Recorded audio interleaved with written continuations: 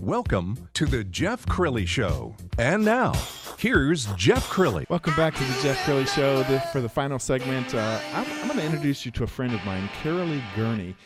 She has been working out with me. We might have to switch out our locations. I know. Right?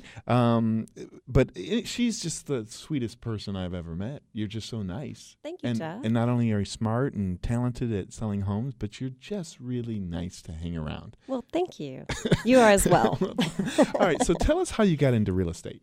Gosh, a little lady by the name of Jan Ritchie actually got me involved. She and her husband owned our office, and she looked at me one day and said she was tired of me not having my license, and I needed to go get it. So I did. Wow. Was that a big move for you to do that? It was a big decision. I kind of always wanted to do it, and I'd run across a few that I thought, you know what, I could do a good job at doing this. So anyway, she kind of encouraged me. I actually I couldn't wait to get started and thought about doing it and finally made the move. And once I did, I've never looked back. I mean, it really has been not anything I have to do, but something that I love helping people like Mark. It's so passionate to me. Yeah. I mean, Do you remember your first sale? oh, yes, I do. And that was kind of crazy. So I got back in the business. I'm on my 5th year now. So first year in the business, one of my nice lenders gave me a referral, and she was from out of town. And it was in the crazy time where we probably wrote 7 or 8 contracts a week. I really learned how to write contracts. And we finally caught a house, and it happened to be the very first house we'd written a contract on. So we wrote all these contracts, but ended up in the first house that we had originally written a contract on, just because there were so many multiple offers, and it was crazy. And do you remember like getting your first commission check? And I do. It was so exciting. Okay, so now working with people like Mark and his lovely bride, what's that like for you when you meet a couple for the first time? It's fun. I've always been the kind of person that just really enjoys meeting different people. And that's one of the things I love about my business is the people that I get to meet and the influence that I have in other people's lives to help them find their family a home and find their a resting place that they can feel like is somewhere they belong. I never want someone to feel, or a family to feel like I've forced them into a home. Right. I want it to be all about them. And like I said, I don't have to do this. I do it because I really enjoy helping people. And so the reward for me, the money's great. That's always nice. It's a benefit. Yeah. Because what I really enjoy is what I get out of seeing people get excited about where they end up. I imagine you have to be part therapist, part realtor, because many times people are getting divorced. There's a death in the family or something like that. I mean, you really get to know the families that you're helping. You hit the nail on the head. And a lot of times when I sit down with people for the first time, I'm like, well, we're going to be friends when we're done with this because we're going to know each other so well and spend so much time together that it really does. It does feel like I'm a therapist sometimes, and sometimes I am. It depends on what you're going through. Every family's different. Every person's different that I work with. It's funny talking to new realtors that are coming in. They're like, well, I think I've learned, I feel pretty good about what I've learned. I've probably had every situation, and you haven't. I mean, Right. it just continues, and I think it always will.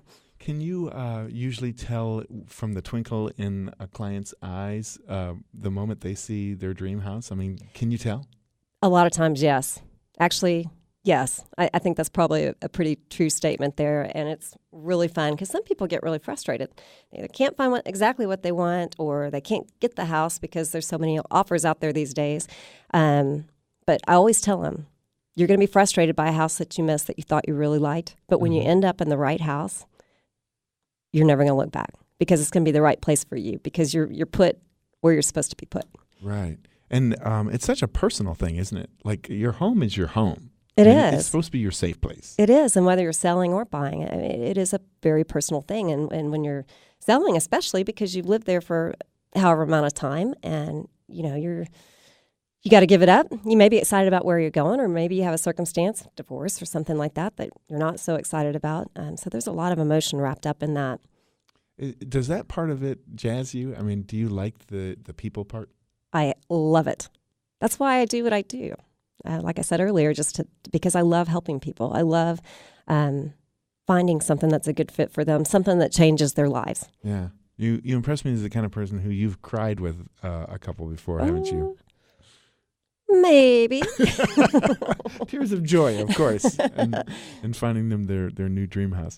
Let's talk about ways to sell a house faster, because I think there's some common mistakes that people make.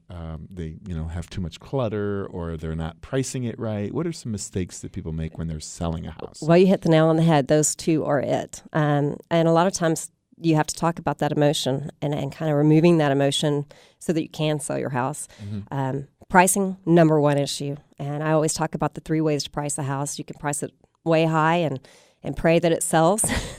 You can price it low and maybe create a frenzy where more people find value in your home. And so you've got more people coming in, and a lot of times you make more money by pricing it lower. And then the third way is to price it just right. And one of those last 2 options are good ways to do it. So when a couple comes to you and they're stubborn, they think their house is worth X and it's not and it'll never sell, how do you gently say, we can do that, but it'll The good news there? is I'm a gentle person, so that usually works out okay. But I'm also very forthright in how I feel about something. I had a client not too long ago that wanted to price their house quite a bit above, and I told him all the reasons that he shouldn't, and I told him I would do it. But after a couple of weeks, if we weren't getting any offers or weren't getting showings, that we'd reduce that price. And so we've got to kind of have a happy medium in there. I'm willing to work with someone on what they want, but I've been doing the business long enough that I'm usually going to tell you where to price it, and it's usually about the right place to be. Absolutely. Let's talk about curb appeal for a second, because I remember shopping for a home, and there were homes I wouldn't even go in. It's just like, no, we can keep on going because I'm not going into that house. How important is curb appeal? Number one, you're not the first person to have done that. I've had clients do that, and I always tell them we're going to be looking at a lot of houses today. If we pull up, let's just keep on moving if you don't want to. And so curb appeal is very important, very important. You need to have it fresh. You need to have your yard done. You need to have flowers in the yard, everything painted fresh. So I'll tell you a funny story. I'll stop right here about this. It wasn't the person's house I was selling. It was the next door neighbor's house. So the house I was selling, I said, we need to put some landscaping in. And, I understand you put a lot into the house, so I'll put some flowers in the yard for you. And I put some flowers in the yard. Well, when I pulled up to the house and I saw the house next door, no kidding, Jeff, the front door was so sunburned, and it was like a aqua-colored door. And the shutters, whoever painted the shutters when they had them on the brick, had painted them with them on the brick, and they had taken the shutters off, so you had all the paint lines on the brick. So it took me all day, but I got the nerve up, knocked on their door, and asked them, since I had a painter coming the next day, if we could paint their front door. Really? And that lady has become a big fan. I bet she has. She walked outside, she looked at the door, and she said, really? For free? Can I pick the color? I love it. That's a great story. I know you're also passionate about staging a home to look nice. Sometimes you bring in a professional stager. Other times you can do it yourself, right? Yeah, and a lot of times I've done it myself, because there's certain things that you do. I mean, the first thing that you've got to realize is it's not decorating. We're not decorating someone's home. What we're doing is we're making it appealing to a buyer. So that looks different than an interior designer. So what you're looking for is clean lines, getting rid of the clutter, making sure everything's fresh. Your paint looks good. Your baseboards look fresh. Your house is clean. Your lights are on when they come, and just getting everything off the counters that you can. And some people even take their photographs down, and so they don't have family personal things in the home. And one thing people don't realize is a lot of times a rug can determine the size of your room. So if you take the rug out, your room looks bigger. How important is the smell of a home? Because I've had people say, "Ooh, I just found my home. It smells like grandma's place," or "Gosh, something's funky here." What have you experienced that? I have, and the hard part is telling the sellers that when you're listing their house. So, do you bring in some Febreze or bake an apple pie or? So one of mine that I had was a lower income home, and it smelled like a dog. And she was going to replace the carpets, which I really encouraged her to do. But we ended up doing an allowance, and somebody bought it. So there are ways to get around that. But the smell, replacing the carpet a lot of times can do that, and fresh paint can do that too. Gotcha. I've heard realtors say, "Hey, my secret is I bake sugar cookies right before the people show up." Does that work? Is that? Of course it does. It makes it feel like home, and it smells a lot better. It does. So what homes are moving right now in Dallas-Fort Worth? What are the ones that sit on the market, and which price range you just can't get enough of?